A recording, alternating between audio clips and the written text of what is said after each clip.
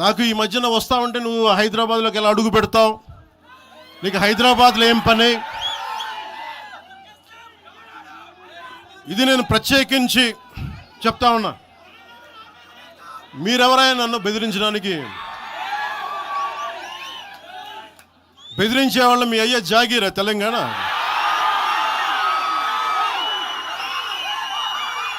నా మీద దాడులు చేస్తా ఉన్నారు కదా. నాకు తెలంగాణలో బెదిరింపుల కంటే కూడా ఆంధ్రాలో బెదిరింపులు ఎక్కువ. నాకు తెలంగాణలో ఇంకా రానివ్వు అంటారు నన్ను, ఆంధ్రాలో అయితే తల తీసేయనంటారు కోనసీమలో కొంతమంది.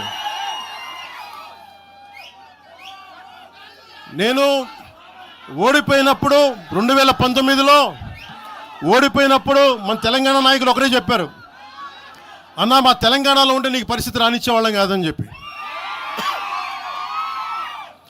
నాకు నిజంగా తెలంగాణ అద్భుతంగా ఉండాలి, యువతకు అద్భుతమైన అవకాశాలు రావాలని కోరుకుంటాను తప్ప నాకు ఇక్కడ కొత్తగా బావుకునేది లేదు, ఏమీ లేదు.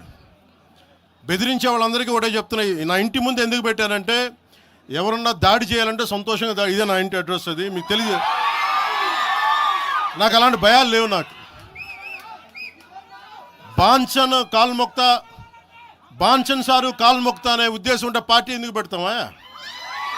అంత భయపడేవాళ్ళంత పార్టీ పెడతామా? మీ ఇష్టానికి మాట్లాడితే మేము భయపడాలా? ఏ రోజున ఒక్క మాట మీకు కేసీఆర్ గారి గురించి కానీ ఇన్ని సంవత్సరాల్లో 12 సంవత్సరాల్లో ఒక్క తెలంగాణ నాయకుడిని ప్రభుత్వం ఏర్పాటు చేసినప్పటి నుంచి ఈ రోజు దాకా ఒక మాటంలా. ఇంకా మా వాళ్ళు తిడతా ఉండేవాళ్ళు, నువ్వు మెత్తబడిపోయి ఏం మాట్లాడలేదని.